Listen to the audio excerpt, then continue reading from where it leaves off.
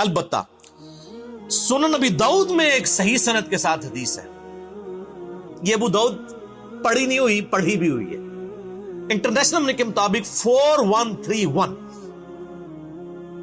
وہ حدیث میں ورڈ بائی ورڈ کور کروں گا آج، جس سے آپ کو پتا چلے گا کہ قتل حسن کا بینیفیشری کون. جس طرح آج کل لوگ کہتے ہیں نا وہ بے نظیر کے قتل کا بینیفیشری کون ہے، ٹھیک ہے، نام لینے کی ضرورت نہیں ہے. اس طرح حسن ابن علی کے قتل کا بینیفیشری کون تھا وہ ابو داؤد نے بتا دیا. اور دوسرا ٹروتھ ریویل ہوگا کہ مولا علی علیہ السلام کو ممبروں پر آل امیہ کے دور میں جو لعنت کروائی جاتی تھی، سب و شتم ہوتا تھا، وہ کہتے ہیں سب کا مطلب تنقید ہے. تنقید نہیں ہے. صحیح مسلم انٹرنیشنل نمبر کے مطابق 6229 نمبر حدیث ہے، لعن اللہ ابا تراب، ابو تراب پر اللہ کی لعنت، نعوذ باللہ من ذالک. لعنت کرواتے تھے وہ.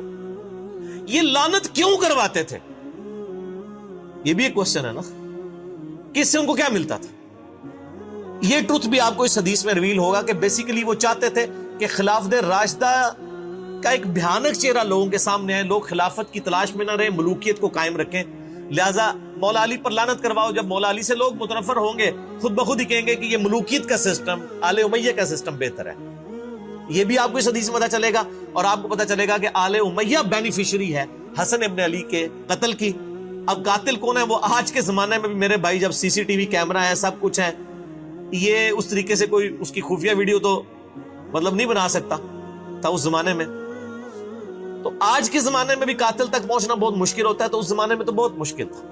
اسی طریقے سے عثمان غنی رضی اللہ تعالیٰ کے بھی اسپیسیفک تو کوئی نہیں کر سکتا کہ قاتلین کون تھے. ایک اسیسمنٹ ہی ہے.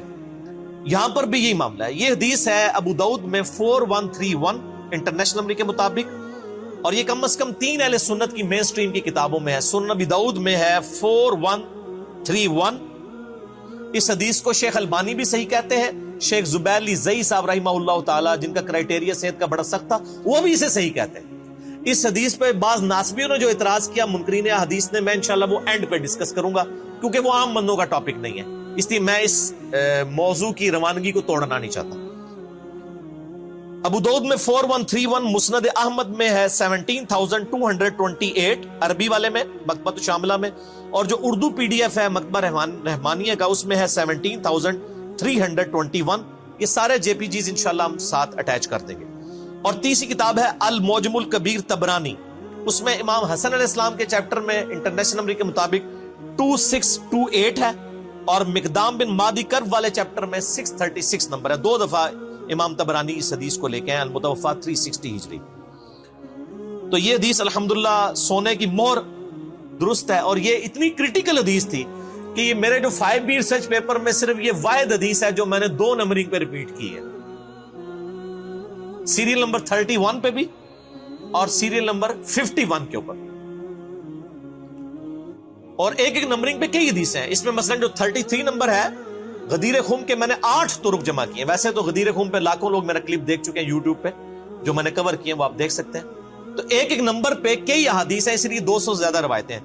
تو اس ریسرچ پیپر میں یہ روایت 4131 موجود ہے انٹرنیشنل نمبر کے مطابق. وہ میں آپ کو اہل حدیث کا جو ترجمہ ہے نا جی، ورڈ بائی ورڈ پڑھ کے سناتا ہوں. دارالاسلام پبلیکیشن دنیا میں سب سے بڑا اہل حدیث کا، اہل سنت کا یعنی کتابیں چھاپنے والا جو ہے وہ ادارہ ہے. یہ دارالاسلام کی عربی پبلیکیشن سامنے رکھی ہوئی ہے. یہ پڑھی ہوئی نہیں، پڑھی ہوئی بھی ہے. یہ علمی کتابی باتیں ہو رہی ہیں نا. تو اسی میں جو ابو داؤد رکھی ہے نا، اس میں ورڈ بائی ورڈ میں آپ کو دارالاسلام نے جو اردو ترجمے کے ساتھ شیخ زبیر صاحب کی تحقیق کے ساتھ چھاپی ہے 4131 سنن ابی داؤد، ورڈ بائی ورڈ اس حدیث کو سنیں.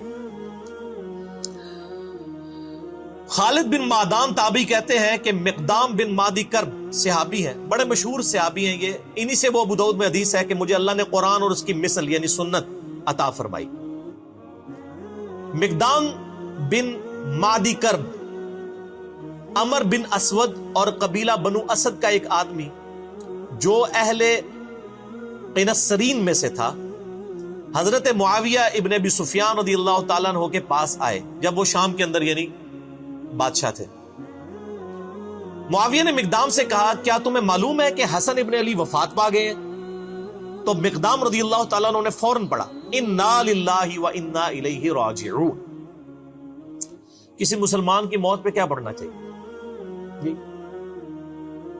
اب یہ پڑھنا ایک صحابی کا کیا یہ جرم تھا؟ جب انہوں نے یہ پڑھا تو ابو داؤد نے کیا لکھا؟ فقال لہ فلان، تو ایک آدمی نے، ایک مرد نے، فلاں شخص نے اس کے جواب میں کہا. اب یہ فلاں کون ہے؟ وہ حضرت معاویہ خود تھے، کیونکہ مسند احمد میں موجود ہے معاویہ نے مقدام سے کہا. ابو داؤد کی عادت ہے کہ وہ جب کسی صحابی کا غلط کام آ رہا ہو نا تو اس کو فلاں کر جاتے ہیں.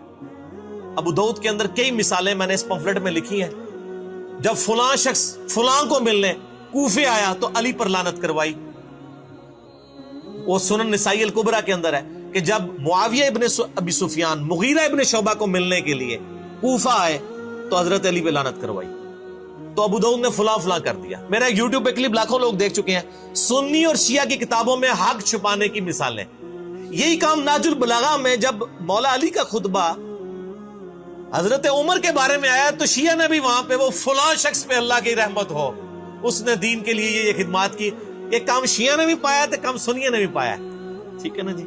تو جدو کوئی کام پائے تو اس کام نو صرف اسی کاٹ سکنے ہیں. اللہ دے فضل. یہ میں کوئی تکبر کے طور پہ نہیں، میں جسٹ جوک کے طور پہ بول رہا ہوتا ہوں، کیونکہ نہ میں وہابی نہ میں بابی، میں ہوں مسلم علمی کتابی. تو حضرت معاویہ نے کہا، مسند احمد میں بھی اور المعجم الکبیر طبرانی میں بھی موجود ہے جو میں نے نمبر بتایا، کہ حضرت معاویہ نے یہ کہا کہ اے مقدام، کیا تم حسن کے مرنے کو مصیبت سمجھتے ہو؟ انا للہ و انا الیہ راجعون. میں نے کہا تھا نا آپ کو پتا چلے گا قاتل کون ہے یہ تو ہم نہیں کہتے، لیکن بینیفیشری کون ہے، خوشی کسے ہوئی حسن کے مرنے پر؟ آل امیہ کو. انہوں نے کہا، اب مقدام بن مادی کرب کو بڑا غصہ آیا. انہوں نے کہا میں حسن کی وفات کو مصیبت کیوں نہ سمجھوں جبکہ رسول اللہ صلی اللہ علیہ وآلہ وسلم نے ان کو اپنی گود میں بٹھایا ہوا تھا اور فرما رہے تھے حسن مجھ سے ہے اور حسین علی سے ہے. یعنی مقدام بن مادی کرب کہتے ہیں میں نے نبی الاسلام کو خود دیکھا ہے کہ اپنے زانوں پہ ایک طرف حسن ابن علی کو بٹھایا ہے، دوسری طرف حسین ابن علی کو، اور کہہ رہے ہیں حسن مجھ سے ہے حسین علی سے ہے. اور یار جس نے نبی کو اتنی محبت کرتے ہوئے دیکھا ہو تو سر پھر اس شخص کی وفات کے اوپر اس کو پھر غم تو ہوگا نا. تو وہ حضرت معاویہ کو جواب دے رہے ہیں کہ میں کیوں نہ مصیبت سمجھوں جب نبی الاسلام اتنی محبت ان سے کرتے تھے. اور بخاری کے تو الفاظ میں نے بتایا نا ابن عمر کے، صحیح بخاری 3753، حسن و حسین دنیا میں میرے دو پھول ہیں. ٹھیک. ہائے ہائے ہائے. اب وہ جو اسدی شخص مقدام بن مادی کرب کے ساتھ گیا ہوا تھا نا حضرت معاویہ کو ملنے میں، آپ کو پتہ ہے شاہ سے زیادہ شاہ کے وفادار ہوتے ہیں چمچے. وہ چمچا تھا. اس نے دیکھا کہ جب معاویہ ہی توہین کر رہے ہیں حضرت حسن ابن علی کی، یہ بات کہہ کے کہ حسن کا مرنا کوئی مصیبت ہے، انہوں نے کہا میں بھی بیچ اپنا تھوڑا لچ تال دیا.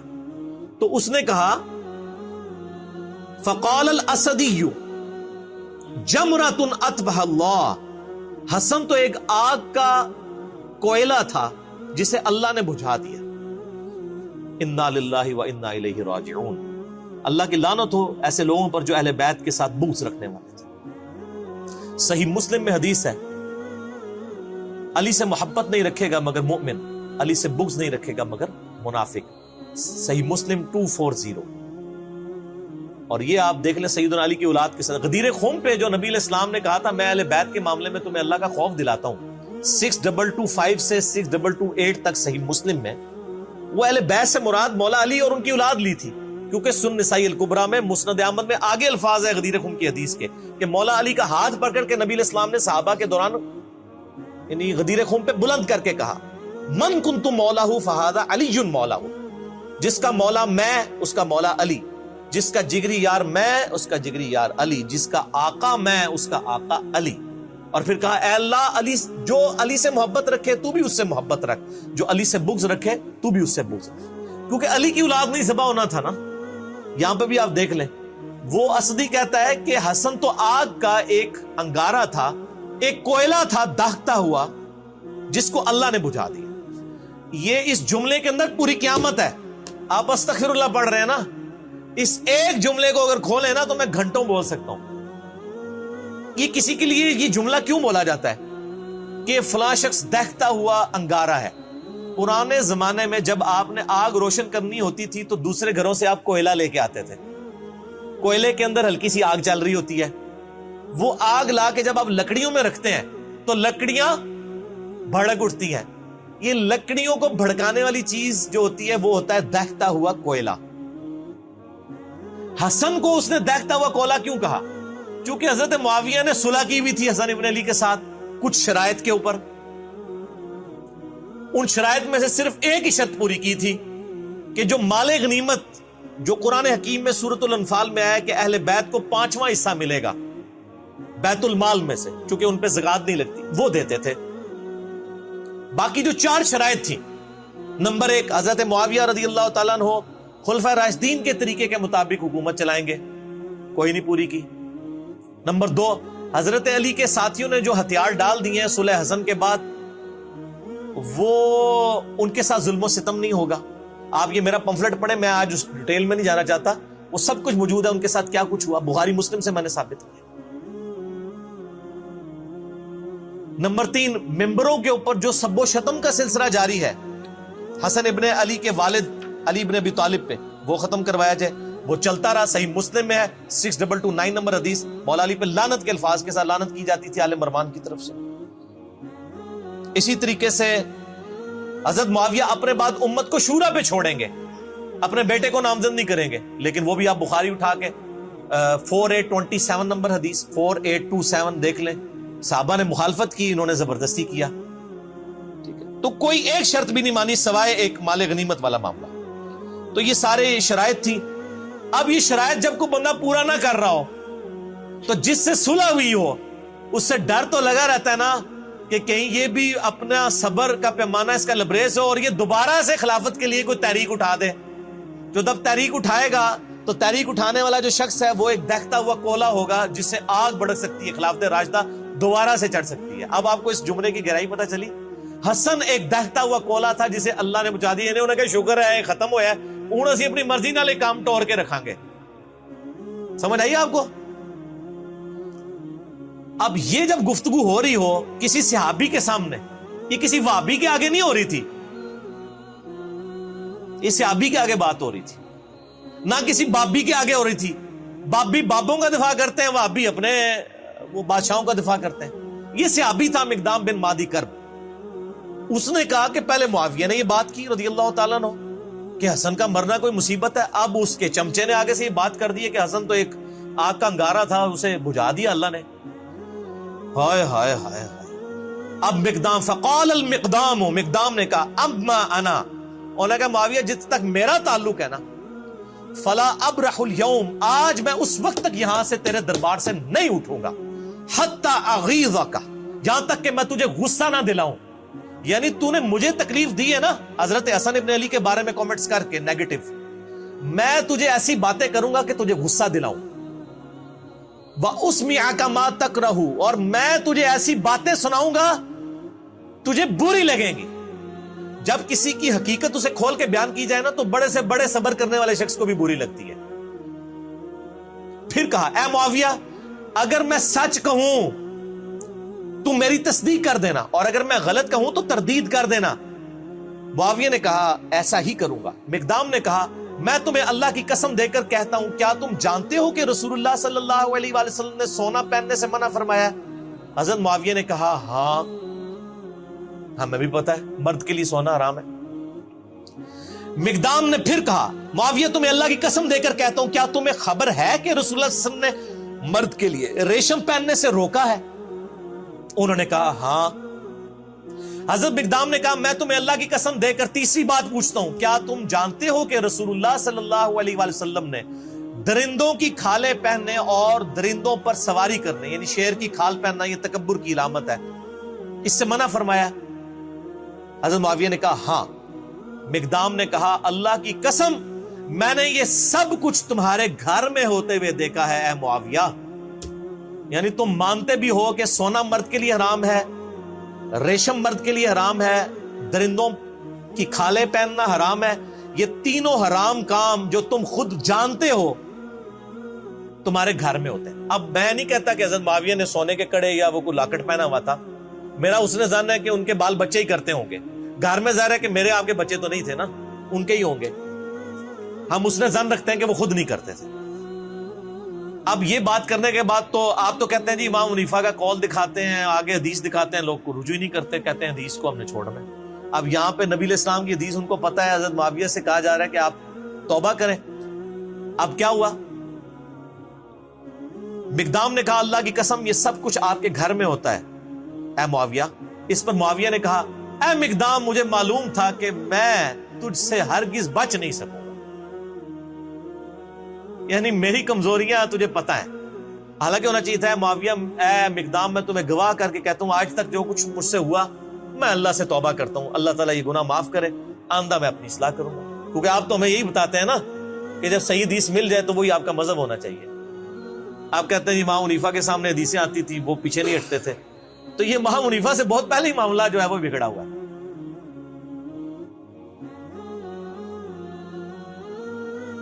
مجھے پتا تھا میں گلے ہی نہیں تیرے کو جیت سکتا، اے منو بھی کہہ رہے ہوتے ہیں او علی دی زبان بڑی لمبی ہے، وہ زبان نہیں لمبی، سچ ہوتا ہی اتنا طاقتور ہے کہ اس سے آپ جیت ہی نہیں سکتے۔ یہ تھوڑے بزرگ بابے بھی یہی کہتے سن کہ میں گلے ہی تھوڑے کو نہیں جیت سکتا، انشاءاللہ تسی بھی نہیں جیت سکو گے کیونکہ بات ہی سچی ہے۔ آپ دیکھ لینا اے مقدام مجھے معلوم تھا کہ میں تجھ سے ہرگز نہیں بچ سکوں۔ خالد بن معدان نے بیان کیا کہ پھر حضرت معاویہ رضی اللہ تعالیٰ نے مقدام کے لیے اس قدر انعام کا حکم دیا، انہوں نے کہا جی بیت المال میں سے لا کے ذرا مال دو۔ بادشاہ آپ کو پتا ہے نا وہ جب کسی کو خوش کرنا چاہتے تھے تو مال دیتے تھے، تو مقدام بن مادی کرب کو انہوں نے کہا اس کو انعام دو اور ان کے دوسرے ساتھیوں کو بھی دو۔ چنانچہ حضرت مقدام کو جب مال دیا گیا تو انہوں نے اپنے ساتھیوں میں وہیں تقسیم کر دیا۔ حضرت معاویہ نے گفٹ دیا، انہوں نے تحفہ سنت کے مطابق قبول کر لیا، لیکن وہ آج کل مولویوں والی سنت نہیں سی کہ لے کے بوجھ پا لیندے۔ نبی علیہ السلام کو بھی جو گفٹ آتے تھے آپ قبول کرتے تھے، صحابہ میں ہی بانٹ دیتے تھے۔ تو مقدام بن مادی کرب کو جتنی رقم حضرت معاویہ نے اس وقت دی بیت المال میں سے، انہوں نے لے کے ادھر ہی غریبوں میں تقسیم کر دی۔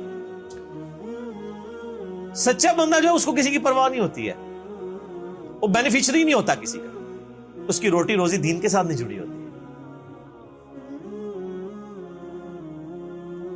چنانچہ مقدام نے اپنے ساتھیوں میں سے تقسیم کر دیا، مگر اس اسدی نے جو کچھ وصول کیا وہ کسی کو کچھ نہ دیا۔ اور جنہیں کیا سی نا حسن آگ کا انگارہ ہے، اس کا کریکٹر بھی نقل کر دیا امام داؤد نے، اس نے کسی کو کوئی چیز نہیں دی۔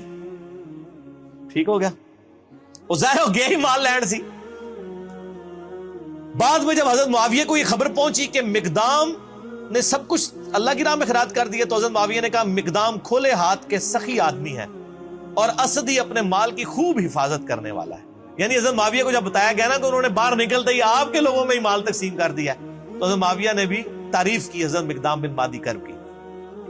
ان کو گستاخ صحابہ اور رافضی نہیں کہا مقدام کو، ان کا یار گل تے صحیح کیتی انہیں، تو اسی بھی مان جاؤ میں گلا صحیح کرنا بھائی، ناراض نہ ہویا کرو۔ اچھا اس کی شرح جو ہے دارالاسلام نے لکھی ہے بھائی، میں نے نہیں لکھی، اور دارالاسلام میں بھی شیخ زبیر صاحب نے نہیں لکھی ہے۔ شیخ زبیر صاحب نے صرف حدیثوں پہ صحت کا حکم لگایا، جو شرح ہے وہ دوسرے علماء نے لکھی ہے، اور صلاح الدین یوسف صاحب نے بھی اس کے اوپر یعنی کہ تقریض لگائی ہوئی ہے۔ اس کی شرح میں لکھتے ہیں، اب دیکھیں دارالاسلام ورڈ بائی ورڈ آپ شرح سنیں۔ صحابہ کرام حق بات کہنے میں بڑے جرری تھے، حضرت مقدام رضی اللہ تعالیٰ عنہ کو حضرت معاویہ رضی اللہ تعالیٰ عنہ کی عمارت سے کوئی خوف نہ آیا اور بے دھڑک حق بات کہہ دی۔ چلو جی شکر ہے، علی بھائی نے نہیں کہا گیا لکھو، دارالاسلام نے کئی سال پہلے یہ شرح کی ہوئی ہے۔ اس مکالمے کے شروع میں جو آیا کہ ایک آدمی نے کہا کہ حسن کے مرنے کو تم مصیبت سمجھتے ہو، اس کے قائل شاید حضرت معاویہ ہی ہو جسے ادبن مبہم رکھا گیا ہے۔ اے دیکھو وہ شرح کرنے والا مان رہا ہے کہ یہ جو ہے نا ایک بندے نے کہا کہ معاویہ کا مرنا کو مصیبت ہے، تو یہ معاویہ نے اصل میں کہا تھا، امام داؤد نے ادب کے طور پر فلاں لکھ دیا۔ آگے بریکٹ میں لکھا ہے اون المعبود۔ اون المعبود اہل حدیث عالم کی وہ شرح ہے ابو داؤد کی جو پوری دنیا میں مدرسوں میں پڑھائی جاتی، عربی میں لکھی ہوئی۔ یہ شاید نہیں سرکار دارالسلام والے ہو، یہ شاید کٹو، یہ یقیناً ہے، کیونکہ اس کا جو طریق المعجم الکبیر طبرانی میں ہے اور مسند احمد میں ہے، اس میں الفاظ ہیں کہ معاویہ رضی اللہ تعالیٰ عنہ نے کہا کہ حسن کے مرنے کو کیا تم مصیبت سمجھتے ہو؟ اس کے بعد پھر وہ لکھتے ہیں بنو امیہ اور اہل بیت کے خاندانوں میں سیاسی امور میں ان کے خاص رجحانات تھے. یہ تاریخ اسلام کا انتہائی پریشان کن دور تھا جو گزر گیا. وہ کہتے ہیں گزر گیا، مٹی پاؤ چھڑ دو. اب ہم تمام صحابہ کرام کے لیے دعا گو ہیں، تو سر پھر آپ ان کے لیے بھی دعا گو ہوں جو آج صحابہ کے اوپر لعنت کر رہے ہیں، کیونکہ یہ انہی کی اولاد ہے آل امیہ کی. ان کو پھر آپ کس منہ سے سمجھائیں گے؟ صرف ان کو میں سمجھا سکتا ہوں، انجینئر محمد علی مرزا، جو آل امیہ کے کاموں کو بھی غلط کہتا ہے اور آج رافضیوں کی لعنت کرنے کو بھی غلط کہتا ہے. آپ تو 2 نمبر لوگ ہیں، آپ کے تو دورے معیار ہیں، آپ کسی کو سمجھا سکتے ہیں؟ وہ کہتا چھوڑ دو. اب ہم تمام صحابہ کرام کے لیے، تمام صحابہ کرام نہیں یار، 3-4 بندوں کا مسئلہ ہے. صحابہ کرام اتنے زیادہ نہیں ہیں. حضرت معاویہ رضی اللہ تعالیٰ عنہ، مغیرہ ابن شعبہ رضی اللہ تعالیٰ عنہ، عمر ابن عاص رضی اللہ تعالیٰ عنہ، اور بسر بن ابی ارطا رضی اللہ تعالیٰ عنہم اجمعین. ہم ان کے لیے دعائیں خیر کرتے ہیں، لیکن ان کا جھوٹا دفاع بھی نہیں کرتے. ان کے لیے دعا گو ہوں اور کسی کے متعلق اپنے دل میں کوئی بغض نہ رکھیں. ایک مورخ کو جو ہے وہ کسی بھی جانب میلان ہو اس کا حق ہے، مگر خیال رہے کہ دوسری جانب بھی جلیل القدر صحابہ ہیں رضی اللہ عنہم و ارضاہم، اور دعا کریں ربنا اغفر لنا ولاخواننا الذین سبقونا بالایمان. اور ہم بھی یہ دعا کرتے ہیں، میرا تو کلپ ریکارڈڈ ہے سورۃ الحشر کی آیت نمبر 10. ہم دعا کرتے ہیں کاش جن کے لیے ہم دعائیں کر رہے ہیں انہوں نے بھی مولا علی کے لیے دعائیں کی ہوتی، ممبروں پر مولا علی پہ لعنت نہ کروائی ہوتی. اس کا مطلب ہے اللہ کے فضل سے ہمیں تو توفیق ہے، ان کو یہ توفیق نہ مل سکی. صحیح مسلم 6229 لعن اللہ ابا التراب نعوذ باللہ. آل مروان صحابہ کرام کو ممبروں میں بلا کے کہتے تھے ابو تراب پہ لعنت کرو، نعوذ باللہ. درندوں کی کھالیں اور ان کی گدیاں استعمال کرنا جائز نہیں ہے، اور ایسے ہی مردوں کے لیے سونا اور ریشم بھی مباح نہیں. حضرت معاویہ رضی اللہ تعالیٰ کے متعلق جو ذکر ہوا، ان کے گھر میں ریشم اور درندوں کی کھالیں اور سونا استعمال ہوتی تھی، تو شاید فرامین رسول کی وہ کوئی تعویل کرتے ہوں. دیکھو یہ وہی ہے جس طرح وہ تفسیر عثمانی میں لکھا ہے نا کہ قرآن میں ہے کہ بچے کی دودھ چھڑانے کی عمر 2 سال ہے، اور امام حنیفہ فرماتے ہیں 2.5 سال ہے. شاید امام حنیفہ کے پاس بھی کوئی دلیل ہو. یہ وہی ہے او بھائی سارے ہی کو کچو، نہ میں وابی نہ میں بابی، میں ہوں مسلم علمی کتابی. آپ یہ دیکھ لیں بابی ہیں، یہ پریکٹیکلی یہ بھی بابی بنے ہوئے ہیں. دارالاسلام والے بجائے یہ لکھنے کے کہ انہوں نے غلط کام کیا، کہتے ہیں انہوں نے تعویل کر لی ہوگی. دنیا میں ہر شخص اپنے جرم پہ پردہ ڈالنے کے لیے نا تعویل ہی کرتا ہے. ظاہر ہے جنہوں نے عمار ابن یاسر کے قتل کے اوپر تعویل کر لی کہ یہ علی ہے قاتل، نہ علی لے کے آتا تو نہ قتل ہوتا، ماریا خود. تو پھر مولا علی نے فرمایا کہ پھر حمزہ کا قاتل کیا نبی علیہ السلام تھے؟ نہ عہد میں لے کے جاتے نہ حمزہ قتل ہوتا. پھکی دی تھی، مولا علی بھی پھکیاں دیتے سن. الزامی جواب، اینٹی وینم، لاجیکل آنسر. بال یہ ٹاپک لادہ ہو جائے گا. تو یہ میں نے شرح بھی بیان کر دی اور شرح بھی بیان